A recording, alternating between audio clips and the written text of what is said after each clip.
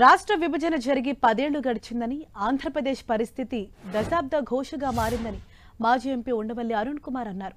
మరో 2 రోజుల్లో ఎన్నికల ఫలితాలు వెలువడనున్నాయని, అధికారంలోకి ఎవరు వచ్చినా ఏపీ విభజన సమస్యలు పరిష్కరించాలని సూచించారు. ఏపీకి జరిగిన అన్యాయంపై మాట్లాడే ధైర్యం లేకపోతే ఎలా అని ప్రశ్నించారు. ఏపీకి రావాల్సిన 1.42 లక్షల కోట్లలో 58% తెలంగాణ ఇవ్వలేదని ఉండవల్లి ఆరోపించారు. 10 ఏళ్లలో ఏ ప్రభుత్వం కూడా రాష్ట్ర ప్రయోజనాలను కాపాడలేదన్నారు. పోలవరం ప్రాజెక్టు పరిస్థితి అగమ్యగోచరంగా మారిందన్నారు. ఏపీ పరిస్థితి ఏమాత్రం బాగోలేదన్నారు. తెలంగాణ అసెంబ్లీ తరహాలో ఏపీ అసెంబ్లీ సమావేశాల్లోనూ అధికార ప్రతిపక్షాల మధ్య చర్చ జరగాలని ఉండవల్లి అరుణ్ కుమార్ అభిప్రాయపడ్డారు.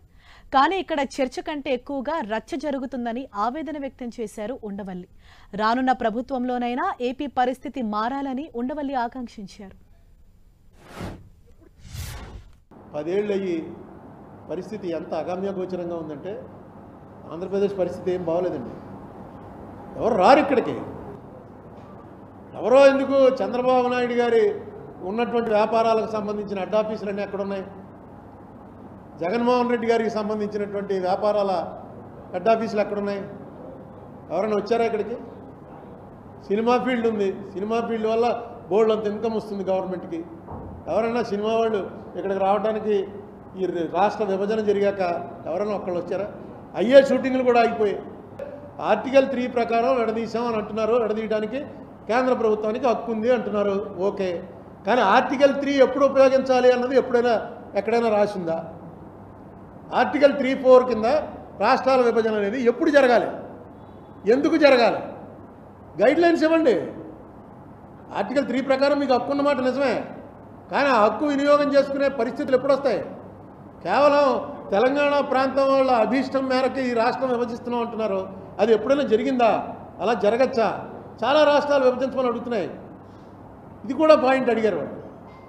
రాష్ట్ర ప్రభుత్వం వాళ్ళు ఈ పాయింట్ కూడా క్లియర్గా అడిగారు.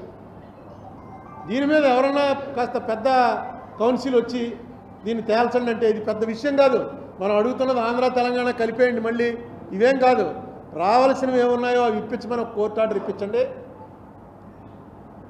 అలాగే ఇక ముందు జరిగేటి వాటికి ఒక గైడ్లైన్స్ ఏర్పాటు చేయండి, ఏ ప్రకారంగా జరగాలని. ఇక అయిపోయింది ఏదో అయిపోయింది, కనీసం మాకు ఇవ్వాల్సినవైనా ఇవ్వండి. ఎందుకంటే కేసీఆర్ గారు రాష్ట్ర విభజన జరుగుతున్న సమయంలో పార్లమెంట్లో గొడవ, లోక్సభలో రాజ్యసభలో గొడవ జరిగినప్పుడు కానీ అంతకు ముందు కానీ ఆయన ఎప్పుడు సభకు రాలే. అంతా కాంగ్రెస్ వాళ్ళే దెబ్బలాడుకున్నది లోపల. తెలుగుదేశం వాళ్ళు ఇటు అటు వాళ్ళు అటు దెబ్బలాడుకున్నారు. కేసీఆర్ గారు మాత్రం ఆయన ఒక్కడే ఎంపీ ఆయన పార్టీకి, ఆయన ఎప్పుడు సభకు రాలే.